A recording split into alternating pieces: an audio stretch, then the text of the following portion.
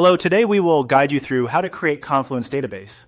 We'll walk through the basic process of creating a new database in Confluence and briefly point out a few useful options you can use once the database is on screen. This is a simple setup flow, so if you follow along carefully, you should be able to create your database in just a few moments. To begin, go to the Add Page screen in Confluence.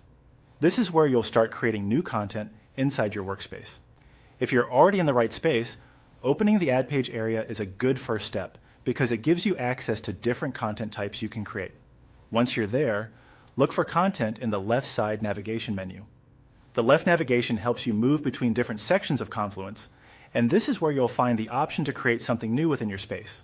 Next, click the plus sign. This opens the creation menu and allows you to choose what kind of item you want to add.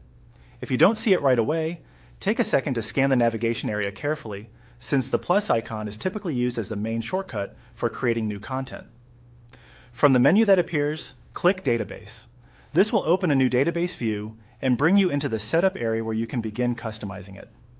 Confluence may provide a default structure to help you get started quickly. At the top left of the screen, click the sample title that's provided. This is where you can rename the database so it reflects the purpose of your content. Choosing a clear, specific name here can make it much easier to find later, especially if your team manages multiple databases.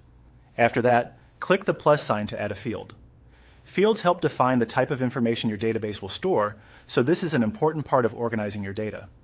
Depending on your use case, fields can help track categories, statuses, dates, or other key details. Next, click Filter. This option helps you control which records are shown in the database view. Filters are useful when you want to focus only on items that meet certain conditions. Then click Sort. Sorting allows you to arrange your entries in a more useful order, such as alphabetically or by date, depending on the available field types.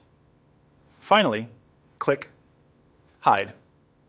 This option lets you remove certain fields from view without deleting them, which is helpful for keeping the database clean and easy to read while still preserving the underlying information.